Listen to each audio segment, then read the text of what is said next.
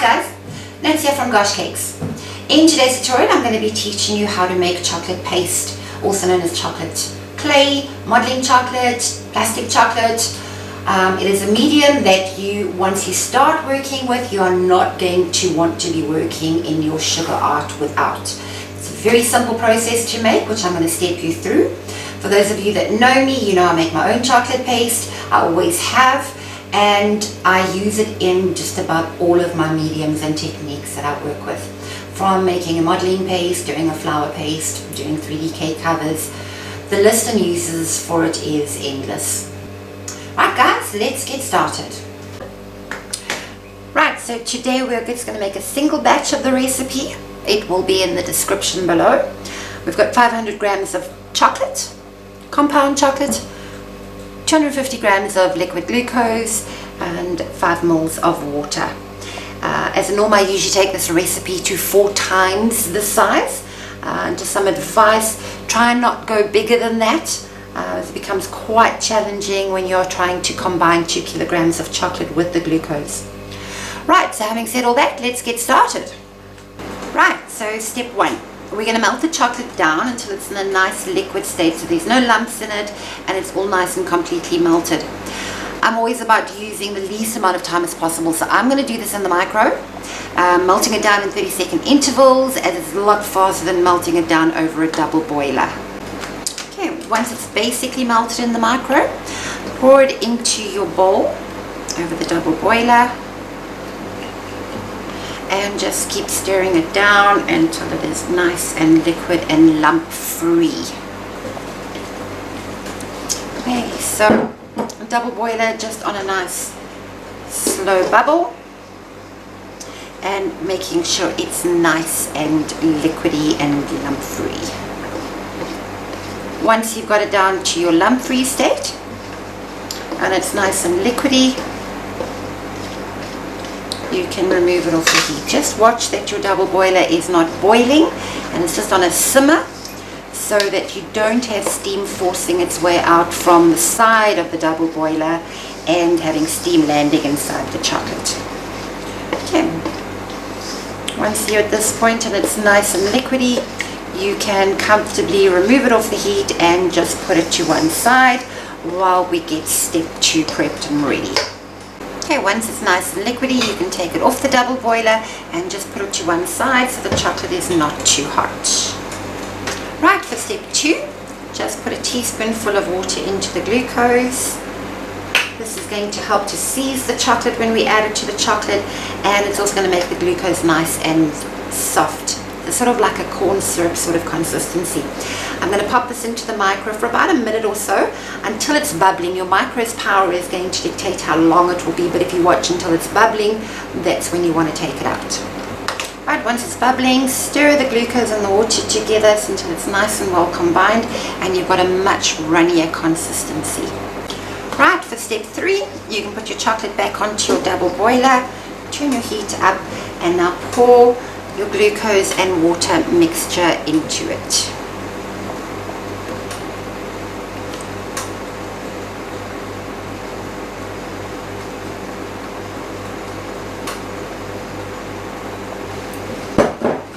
Right, now we're going to start folding it together.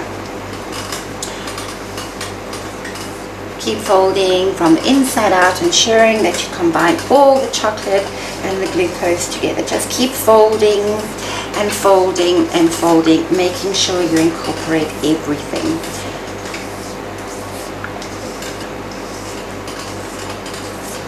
Keep making sure you combine everything.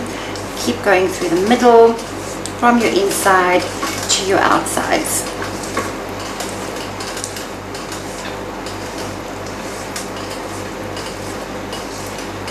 And you want to keep folding. If you start getting an oily substance coming out on the sides, that's just your vegetable fats and oils that are starting to seep out. Don't take it off the heat. Turn the heat up and just continue to fold. Those are actually the vegetable oils and the fats that are seeping out, and not cocoa butter as most people refer to it as. There's actually no cocoa butter in compound chocolate. That's only found in a cocoa chip chocolate. Start seeing that you've got air bubbles in your paste, just continue to fold. If you have oils coming out, turn the heat up. Heat is your friend when you're making chocolate paste. Don't take it off the heat, just keep folding it. It will generally start pulling away from the sides. And here we've got a beautiful soft consistency.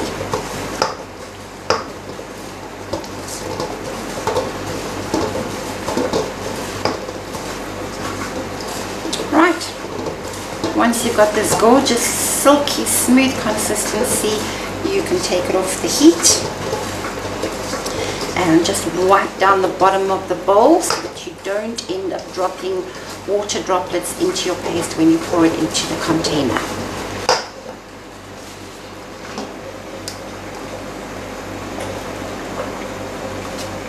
And for your next step, just take a packet, pop it into a container, a bowl, a jug, a cake tin, anything that you've got that will just keep the bag open for you. If you're like me, who's always working on your own, so I need to do this, otherwise get somebody to hold it open for you. And you can now pour your chocolate paste into the container.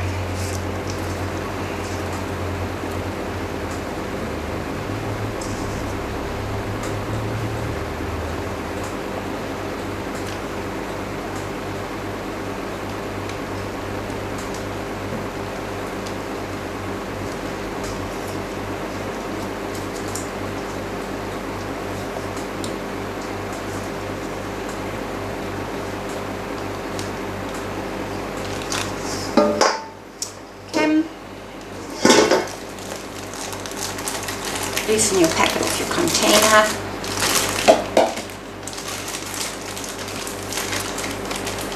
Now to your surface. And just lightly flatten it out, pushing out some of the air.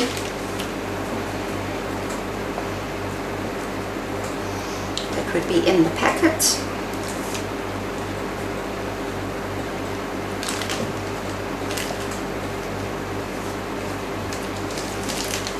Fold over your edge and then just flick it over,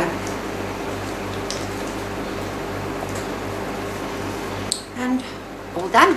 You can leave this here to set overnight.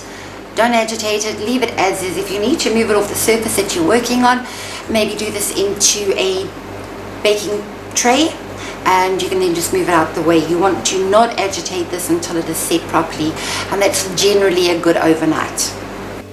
And that's it, guys. You've now got your own chocolate paste, nice and easy to make and ready for use in all sorts of applications in your sugar crafting.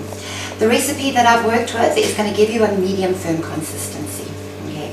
If you are in a very hot climate, you may need to adjust it. You may need to add a bit more chocolate to it to make it firmer.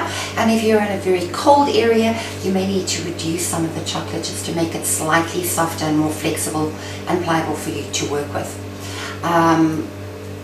You can comfortably store this on the shelf for 3 months and in your freezer for about a year.